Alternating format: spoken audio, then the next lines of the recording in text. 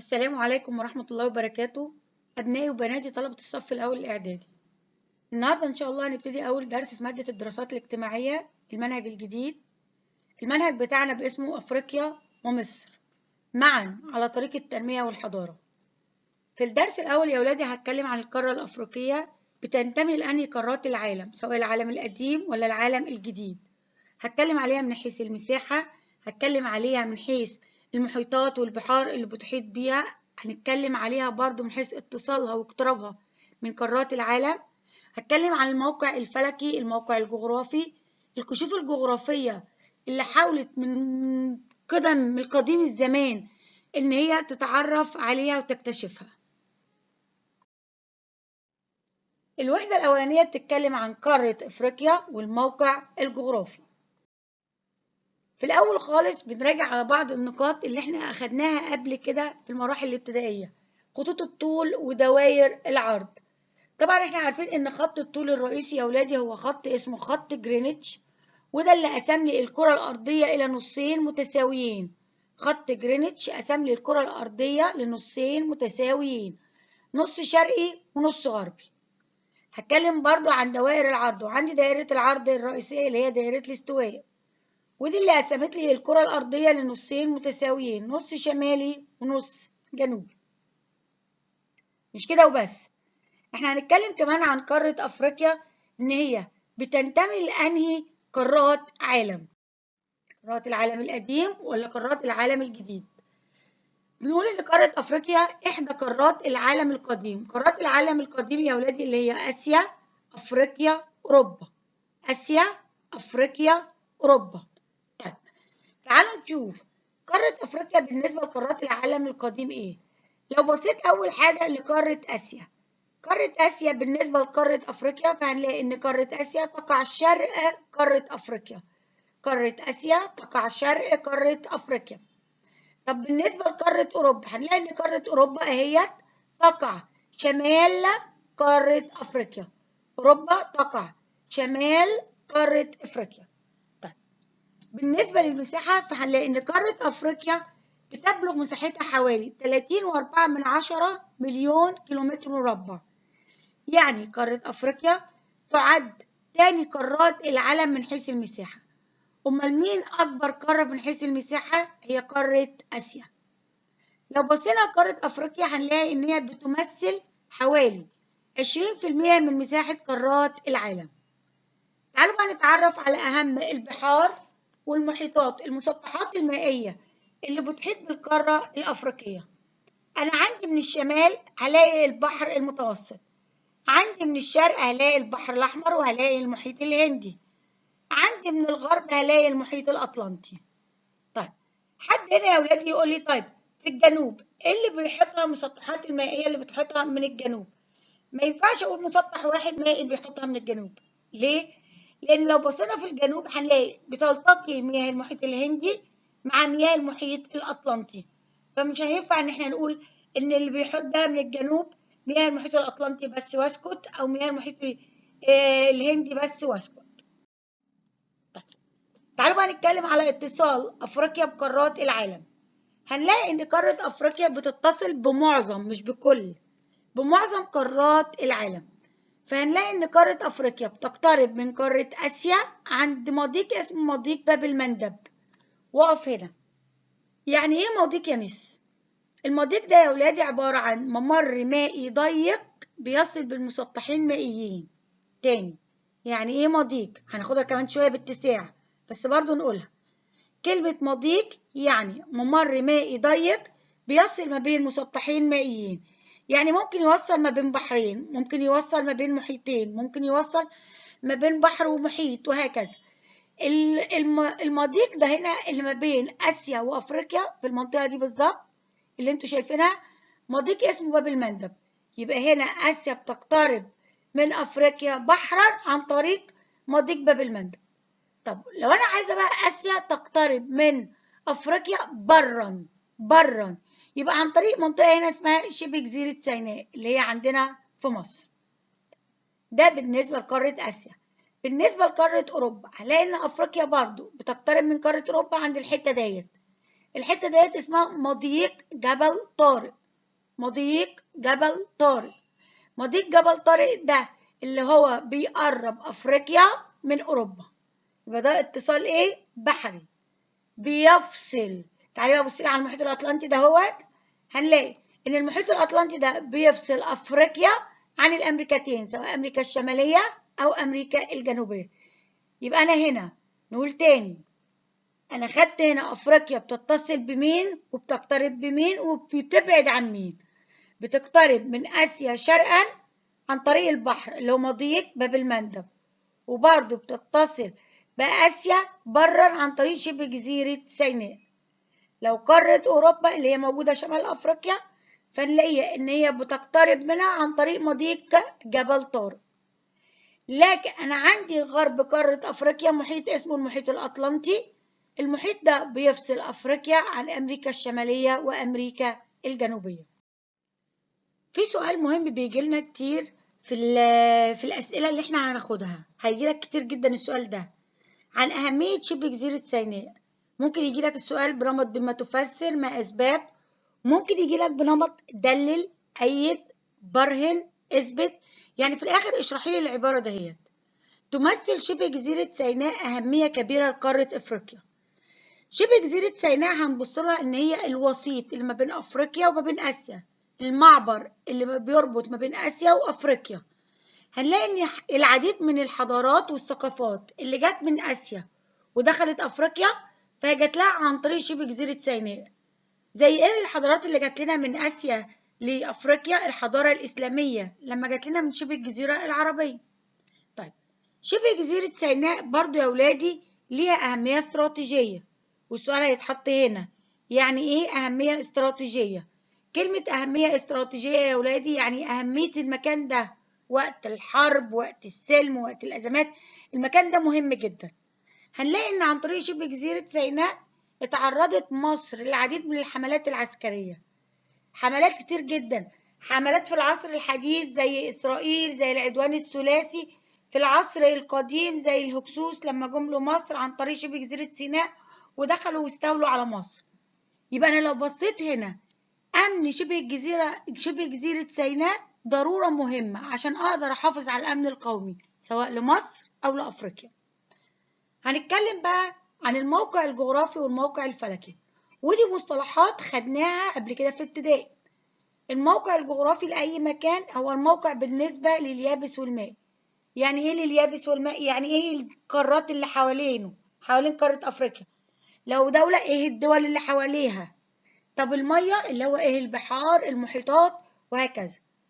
الموقع الفلكي يا ولادي هو الموقع بالنسبة لخطوط الطول ولسه قايلينها.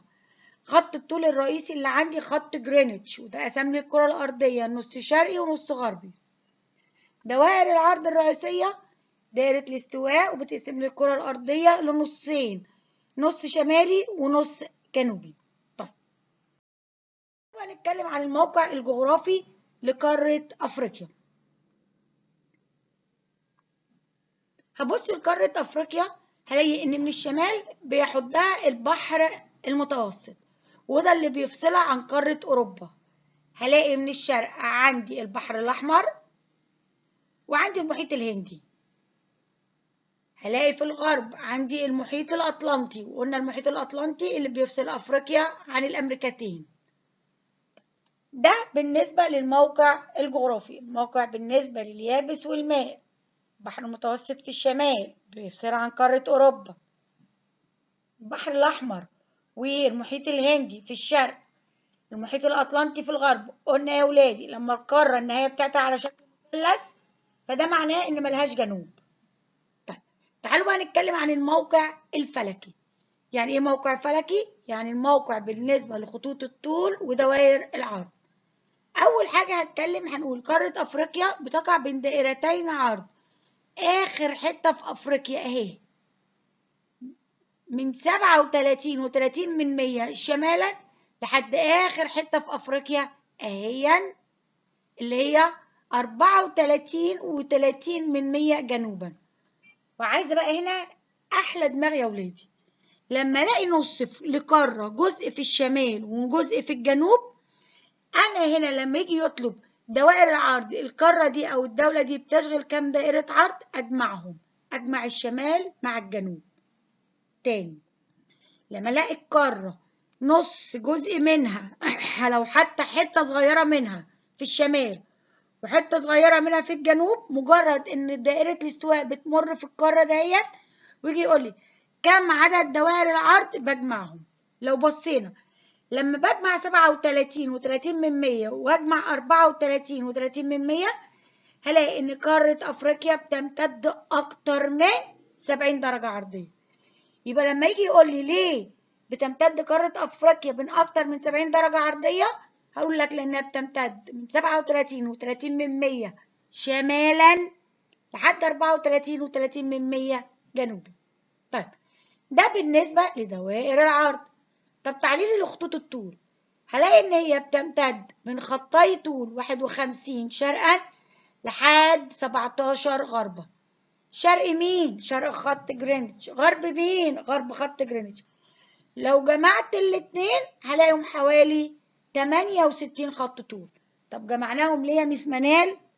جمعناهم علشان عندي نص في الشرق ونص في الغرب، او حتى جزء في الشرق وجزء في الغرب. طيب لو بصيت في قارة افريقيا هلاقي ان هو بيمر فيها 3 دوائر عرض رئيسية. مدار السرطان، وادي اهوت عندي مدار السرطان. هلاقي دائرة الاستواء، وادي عندي اهي دائرة الاستواء. وعندي تحت دائرة او مدار الجدي، وادي عندي اهو مدار الجدي. طيب سؤال بقى يجي يقول لك دلل برهن على مصداقية العبارة. كلمة مصداقية العبارة يعني العبارة يا ولادي صحيحة، بس قول لي ايه اللي يأكد ان هي صحيحة، يعني ما معناها؟ اشرح لي العبارة دهيت. تمتد قارة افريقيا بين نصفي الكرة الشمالي والجنوبي. ايه دليلك على كده؟ هبص هقول له دليلي على كده ان حوالي تلتين قارة افريقيا موجودة في نص الكرة الشمالي، والتلت التاني موجود في النص الكرة الجنوبي. دائرة الاستواء لما قسمت لي القارة مرت لي في القارة، لقيت تلتين القارة في الشمال والتلت عندك في الجنوب. فاهميني؟ يبقى كده قارة أفريقيا بتمتد في نصي الكرة الأرضية الشمالي والجنوبي، وبرضه بتمتد في نصفي الكرة الأرضية الشرقي والغربي. طيب أهمية موقع قارة أفريقيا، احنا لسه قايلين يا ولادي كلمة أهمية موقع قارة أفريقيا، يعني قارة أفريقيا دي ليها أهمية. طيب تعالوا بقى نتكلم مع بعض على الأهمية الاستراتيجية. والسؤال هنا يعني إيه أهمية استراتيجية؟ عرف ما المقصود بيه. كلمة أهمية استراتيجية دي أهمية المكان، سواء وقت الحرب، وقت أزمات، وقت سلم، وهكذا. أول حاجة بيقولك إن قارة أفريقيا بتشغل موقع متميز في قلب العالم. لما لسه قلنا انها بتتصل بافريقيا باسيا وباوروبا، وبيفصل ما بينها وبين الامريكتين المحيط الاطلنطي. تتميز بقربها من قارتي اسيا واوروبا. دي بقى اللي جايه دي مهمه جدا جدا جدا. تشرف، يعني ايه تشرف؟ تطل قاره افريقيا على ممرات مائيه مهمه زي مضيق جبل طارق. نرجع تاني ونقول يعني ايه مضيق؟ مضيق يا ولادي يعني ممر مائي ضيق بيصل ما بين مسطحين مائيين. ادي مضيق جبل طارق بيوصل ما بين البحر المتوسط والمحيط الاطلنطي. طب مضيق باب المندب، فين مضيق باب المندب؟ اهو بيوصل ما بين البحر الاحمر وخليج عدن، اللي بالاخر ميه خليج عدن بتتصل بالمحيط الهندي. طيب عندك برضو قناة السويس اللي بتوصل ما بين البحر الأحمر والبحر المتوسط. قناة السويس بأكملها يا ولادي داخل الأراضي المصرية، يعني قناة السويس كلها ملك مصر، هي الدولة الوحيدة اللي بتطل عليها. طيب كلمة أهمية اقتصادية بقى لقارة أفريقيا. أهمية اقتصادية يعني الفلوس بقى، المكسب اللي هيجي لنا من قارة أفريقيا إيه؟ أول حاجة الموقع الجغرافي لقارة أفريقيا. موقعها ان هي خلاها تتحكم في طرق التجارة العالمية. اي تجارة من الشرق للغرب لازم تعدي على قارة افريقيا. هتعدي عليها ليه؟ عشان ما احنا لسه قايلين علشان المسطحات المائية والممرات المائية اللي هي بتتحكم فيها. ده طبعا كلمة تحكمها في طرق التجارة دي أهمية جغرافية. الأهمية اللي هي الأهمية الاقتصادية. الموقع الفلكي هيجي يقول لك إيه اللي هيترتب على الموقع الفلكي لقارة أفريقيا؟ إن هي بتمتد بين دوائر عرض وخطوط طول، أدى إلى، السؤال ده مهم يا ولادي، تنوع المناخ، تنوع النبات، تنوع الحيوان، وتنوع المحاصيل الزراعية. ميزة ولا عيب؟ طبعا ميزة. لما يبقى في تنوع ما بين الدولة دي اللي في أفريقيا عندها تنوع في المناخ، والدولة التانية عندها تنوع في النبات، تنوع في الحيوان، تنوع في المحاصيل الزراعية، إيه اللي هيترتب على كده؟ إحنا كدول أفريقية هنكمل بعض. طيب، أهمية تانية اللي هي الأهمية الحضارية. يعني إيه حضارة؟ لو بصينا قال لك الحضارة هي مجموعة الإنتاج الثقافي، مثل العادات والتقاليد والفنون والقيم، والإنتاج كمان المادي، القلاع، المباني، القصور، وما يميز مجتمعنا عن غيره. مش فاهمة. الحضارة يا ولادي بطريقة بسيطة جدا إن أنت في المكان اللي أنت عايش فيه بتتفاعل مع الإمكانيات اللي موجودة في الطبيعة حواليك، وتعمل حاجة تفيد بيها نفسك وتفيد بيها غيرك، ويجي غيرك يستفيد ويطور، وهكذا. يبقى الحضارة دي ناتج إن الإنسان بيتفاعل مع البيئة اللي هو عايشها. الناتج بتاع تعبك ده نوعين: ناتج ثقافي، يعني ده أنا ما ملمسهوش بإيديا بس بحسه، اللي هي العادات، التقاليد، الفنون، القيم، العلوم، وهكذا. ناتج مادي، كلمة مادي ده يا ولادي يعني أنا حاجة أقدر أمسكها بإيديا، زي القلاع، زي الأهرامات، زي المباني، زي القصور، زي أي حاجة. بس عشان تبقى الحضارة دي بتاعتك، دي حاجتك أنت، مش واخدها من حد وبتقول بتنسبها لنفسك. ما يميز مجتمعنا عن غيره. طيب، في أرض أفريقيا قامت فيها العديد من الحضارات. عندك زي الحضارة، عندك في الحضارة الفرعونية، عندك في مصر حضارة اسمها حضارة كوش في السودان، في شمال بلاد السودان. حضارة اسمها أكسوم في إريتريا وأثيوبيا. وحضارة رابعة اسمها حضارة قرطاج دي في تونس. وقرطاج دي حضارة عظيمة عظيمة عظيمة. كل الحضارات عظيمة لأن دي ناتج تعب سكان وشعوب البلاد ديت، إن هم شافوا المكان اللي هم عايشين بلدهم إيه الموارد وإيه الإمكانيات اللي فيها، وابتدوا يستفيدوا من الموارد ديت ويعملوا لنفسهم حضارة. طيب، تعالوا نتكلم بقى على الخريطة السياسية لقارة أفريقيا. يعني إيه خريطة سياسية؟ يعني الدول اللي بتتكون منها قارة أفريقيا. قارة أفريقيا بتتكون من 54 دولة، لحد كده جميل، بس مختلفين المساحة. يعني إيه مختلفين المساحة؟ يعني مش كلهم متساويين المساحة.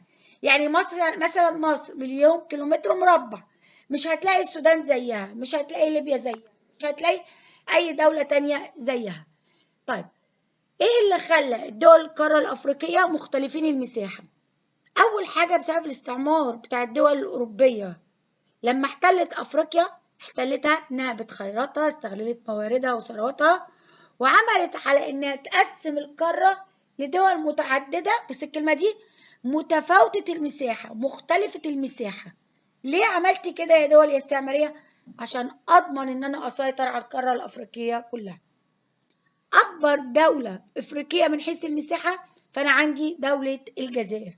أكبر دولة في أفريقيا من حيث المساحة فأنا عندي دولة الجزائر. طيب، من الدول برضو اللي ما تقلش أهمية في القارة الأفريقية طبعا دولتنا العظيمة مصر. مصر يا ولادي بتقع في الركن الشمالي الشرقي من قارة أفريقيا، وبتعتبر من أهم الدول الأفريقية. مصر كانت وما زالت بتبذل جهود كبيرة جدا عشان توثق وتعمق العلاقات المصرية الأفريقية، وبالتالي تقدر تحصل حاجة في أفريقيا اسمها التنمية المستدامة. وقف هنا. يعني إيه التنمية المستدامة؟ التنمية المستدامة يعني الثروات والخير اللي موجود في القارة الأفريقية يكفينا ويكفي الشعوب الأجيال اللي هتيجي من بعدينا.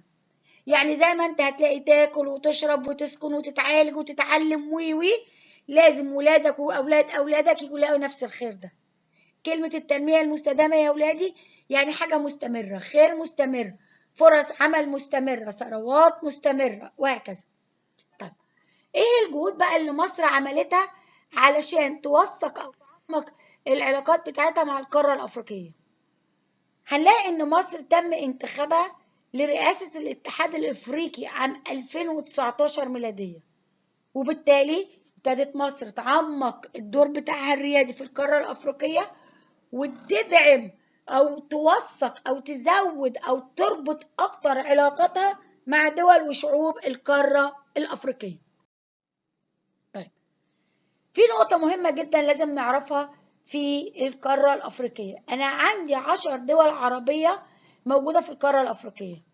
ال10 دول أنا عندي الوطن العربي، وإن شاء الله في تانية إعدادي هتاخدوها باستفاضة، بيكون من 22 دولة عربية، 10 منهم موجودين في قارة أفريقيا. نمشي كده بالدور: مصر، ليبيا، تونس، الجزائر، المغرب، موريتانيا، السودان، جيبوتي، الصومال، جزر القمر. طيب، تعالوا بقى نقسم دول القارة الإفريقية لنوعين: دول ساحلية ودول حبيسة. الاتنين عكس بعض تماما. الدول الساحلية دي دول بتطل على مسطحات مائية، بحار أو محيطات، زي مصر، ليبيا، تونس، المغرب، وهكذا. دي بتطل على مسطحات مائية. الدول الحبيسة بقى دي دول لا تطل على مسطحات مائية تماما، مفيش لا بحر ولا محيط بتطل عليه. زي مين؟ زي اثيوبيا، زي تشاد، زي مالي، زي النيجر، زي بروندي، زي اوغندا، زي جنوب السودان، رواندا، وهكذا. طيب، سؤال مصطلحات لازم هيجيلك: ايه هي الدول الحبيسة؟ نرجع ونقول له هي الدول التي لا تطل على مسطحات مائية، يعني لا تتصل لا بمحيطات ولا بحار. الكشوف الجغرافية: قلنا من زمان لحد وقتنا الحالي والقارة الأفريقية من أهم قارات العالم اللي فيها خيرات وثروات كتيرة، وبالتالي كان في محاولات كتيرة جدا لاكتشاف القارة والاستفادة منها. لو رجعنا أيام المصريين القدماء هنلاقي إن في الدولة القديمة واحد من الرحالة المهمين في الدولة القديمة، أيام المصريين القدماء يا ولادي، أيام المصريين القدماء يا ولادي، هنلاقي واحد اسمه حرخوف. ده واحد من الرحالة، عمل رحلة جنوبية، اتجه نحو الجنوب وقام ب4 رحلات واكتشف أجزاء من قارة أفريقيا. طيب، ده من الرحالة المصريين القدماء. عندي ملك تاني اسمه نخاو التاني. ده ملك من ملوك العصر المتأخر في مصر، من الأسرة ال26. كان عايز يفتح أسواق جديدة، يكتشف أماكن جديدة، وهكذا. فابتدى يطلب من الفينيقيين دول يا ولادي اللي هم اللبنانيين حاليا، إن هم يعملوا رحلة استكشافية يدوروا حوالين أفريقيا، نكتشف مراكز تجارية جديدة، ننشط التجارة الخارجية، وهكذا. البعثة التجارية دهيت أو البعثة الاستكشافية دي خرجت من البحر الأحمر، فضلت تدور حوالين القارة الأفريقية، تدور حوالين القارة الأفريقية لحد ما تفضل لفة لفة لحد ما تنزل في البحر المتوسط مرة تانية، ويبقى أنا كده لفت حوالين القارة الأفريقية. على فكرة، الفينيقيين يا ولادي اكتشفوا طريق رأس الرجاء الصالح قبل البرتغاليين مئات السنين. طريق رأس الرجاء الصالح أول ما اكتشفوا هم الفينيقيين مش البرتغاليين. طب الرحلة دي استمرت كام سنة؟ استمرت 3 سنين. والسؤال اللي حطينا: ليه 3 سنين؟ معقولة مساحة قارة أفريقيا محتاجة المدة دي كلها؟ هقول لك لا. أحكي لك حكاية. الرحالة دول لما كانوا بيركبوا السفينة أكيد ما كانش معاهم أكل يكفي كتير ولا مية كتير. كان بيسمح لهم إن أنت وأنت بتكتشف المكان تفضل ماشي، شايف الخط أنا عامله لك إزاي؟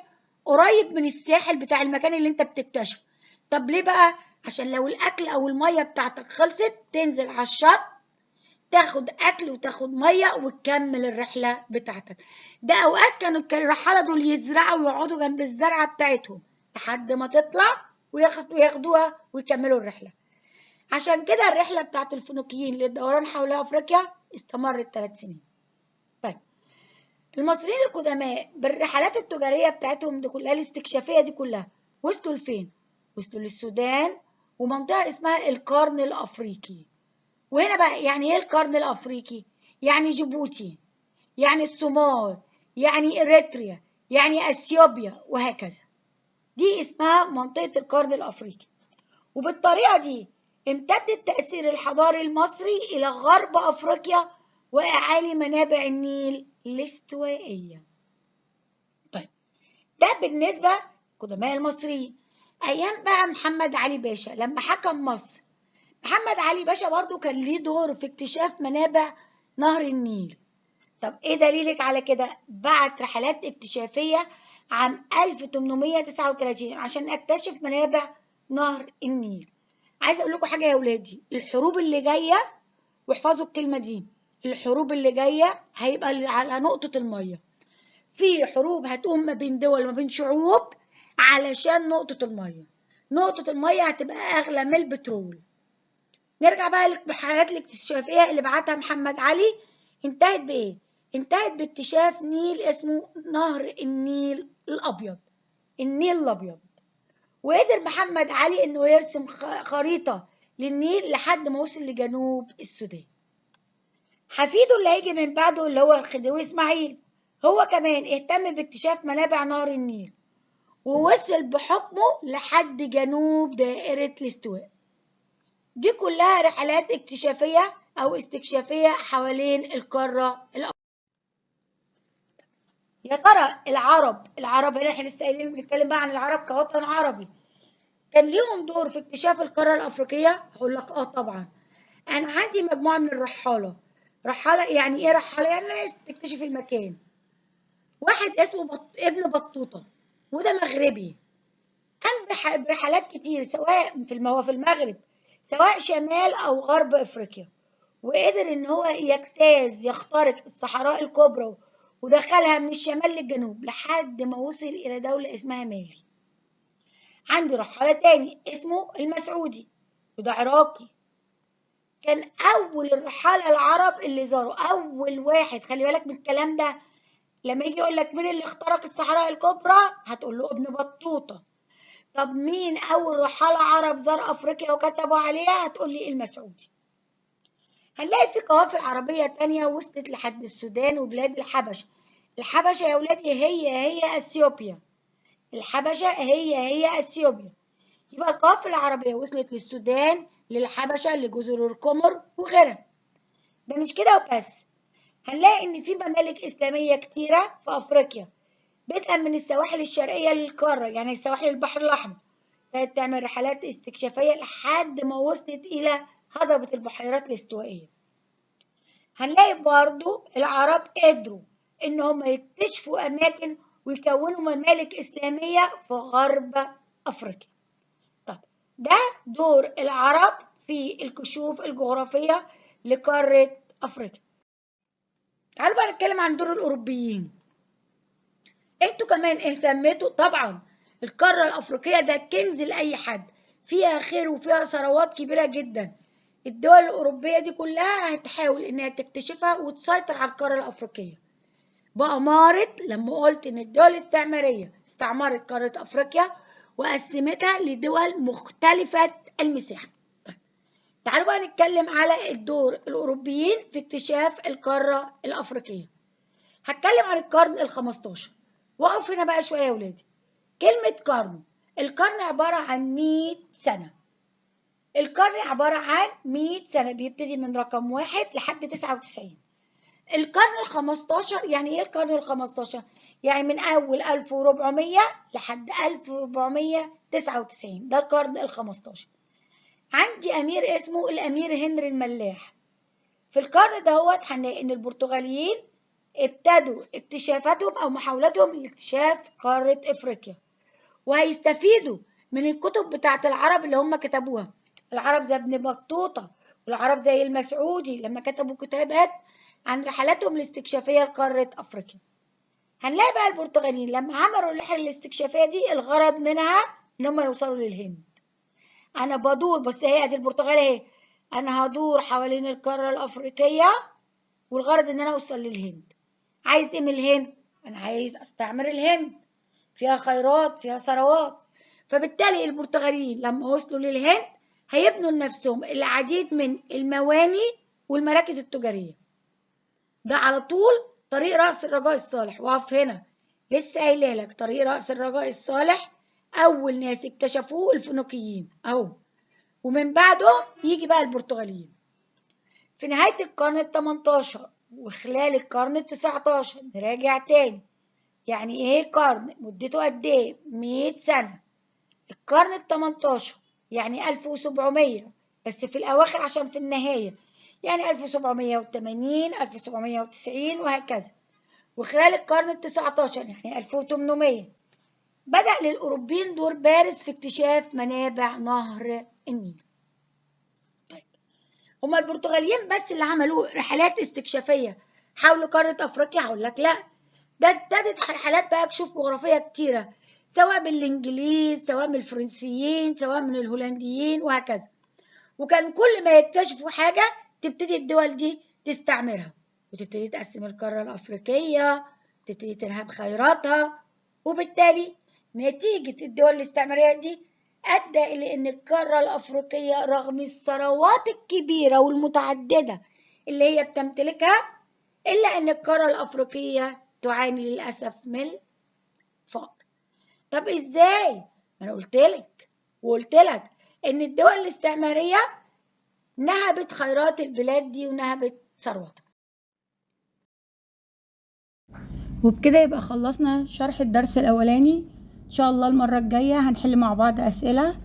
طالبة منكم قبل الحصة الجاية تكونوا مراجعين على الدرس كويس جدا، لأنها بتفرق إنك تحل أسئلة وإنت مذاكر غير إنك تحل أسئلة وإنت مش مذاكر. وبقول تاني، الشرح حاجة وإنك تعرف تحل الأسئلة وتكتب الإجابة كويسة دي حاجة تانية خالص. المرة الجاية واحنا بنراجع ان شاء الله وبنحل الاسئلة بتاعتنا، عايزاكم تحضروا جنبكم ورقة وقلم او كراسة وقلم عشان في حاجات هنكتبها واحنا بنشرح. اتمنى يكون الشرح عجبكم وهستناكم الحصة الجاية ان شاء الله. السلام عليكم.